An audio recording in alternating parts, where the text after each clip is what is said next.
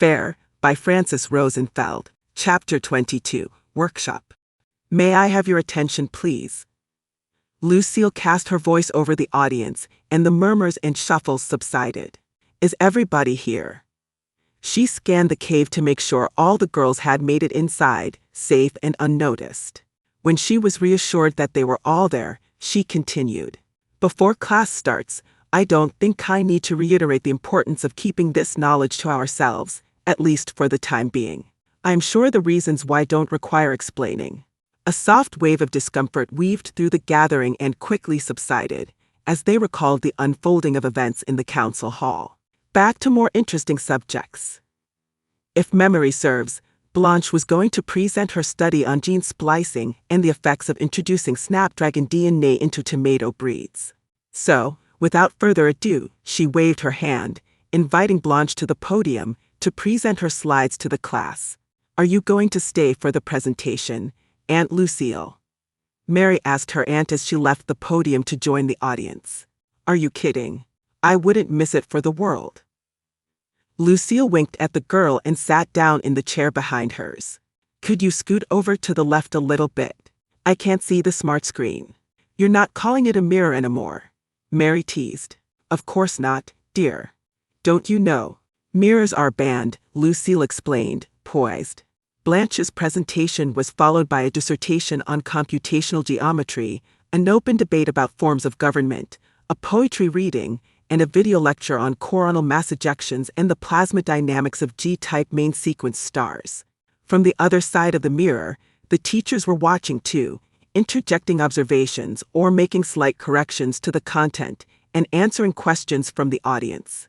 When the school night was over, everybody returned to the village in the same weird single-file configuration, and since they were blessed with a bright and cloudless night, the return trip turned out to provide a great object lesson in astronomy.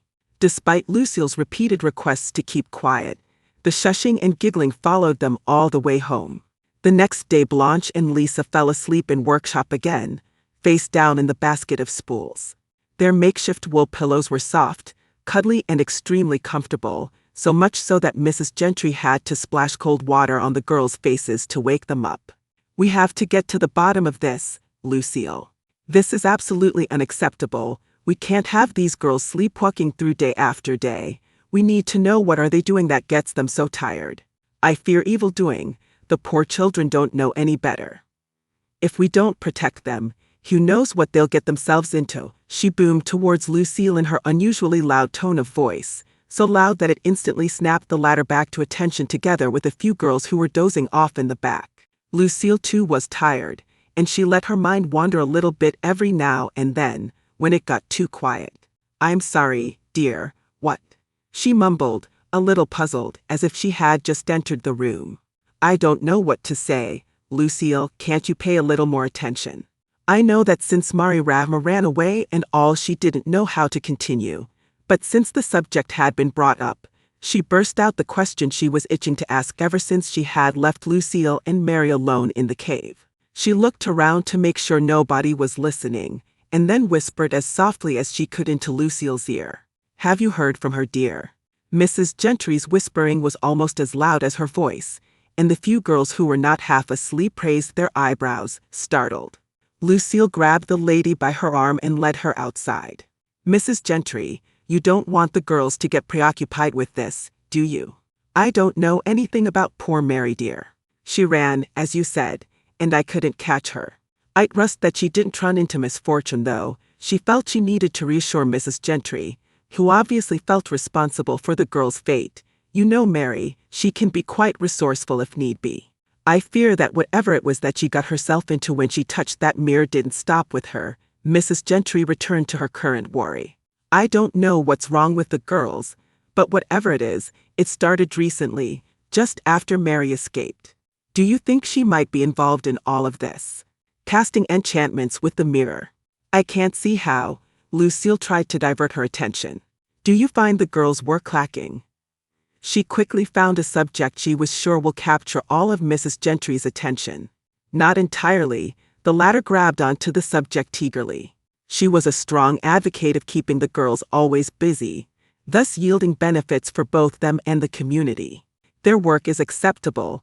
They're not all going to be master spinsters, you know. Not everybody is born with skilled hands, and it takes years of practice to produce exceptional quality. But, all things considered, not too bad. How they can spin wool in their sleep is beyond me, but they seem to get their job done. She stopped to gaze upon the workshop group and exploded with indignation. Look at that. She fell asleep again. This is so revolting. She got up, outraged, to get another pitcher of water. Lucille looked at Blanche. The girl had returned to her peaceful slumber, face down in her basket of wool and with a slight smile on her lips. Mrs. Gentry, she called out to the stentorian lady, who turned around, still irate. Why don't you ask one of the girls to wake Blanche? We're late for the council meeting. Since the lady looked a bit confused, Lucille brought up more details.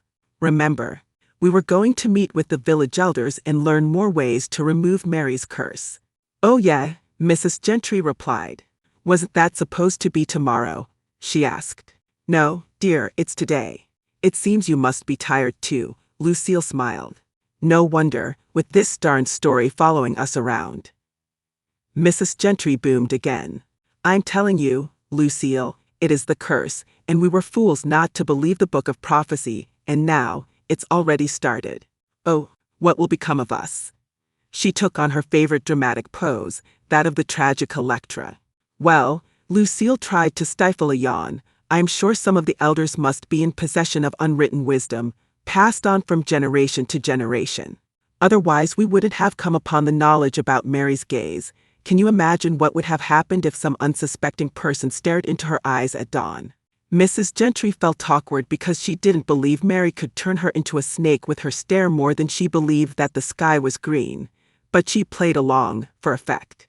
I know, dear. I know. She paused a little, to allow the weight of the argument to sink in. Well, let's make haste then. We don't want to keep them waiting. She looked back at the work group as she proceeded towards the door, and shook her head in disgust at the laziness of the young generation. If I ever fell asleep in shop, my mother would have never been able to get out of the house for shame. What is this world coming to, Lucille?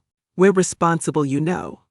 She struggled with her conscience for a bit, but at the end of the struggle the elders took precedence and she left the young to help the young. The meeting, presided by Rosemary, produced a wealth of information regarding the lifting of the curse, all ready to be put into practice. Unfortunately, all actions hinge on capturing Mary, and since the girl was nowhere to be found, that presented a challenge. I said, and it bears repeating, that the best and fairest way to rid the girl of the curse is to tie her up in front of a mirror and make her gaze into her own eyes at dawn, somebody in the audience declared, very sure of himself, and have her turn herself into a winged fire-breathing snake. What good could come of it? Somebody else replied, winged snakes can't enchant mirrors. What makes you think that? Well then, you come up with a solution. The first speaker retorted, a bit offended. I say that we should burn her dwelling to the ground, so the evil essence that she left behind can be released back into the air, another elder proposed. You're not burning down my house. Lucille jumped into the conversation, really disturbed.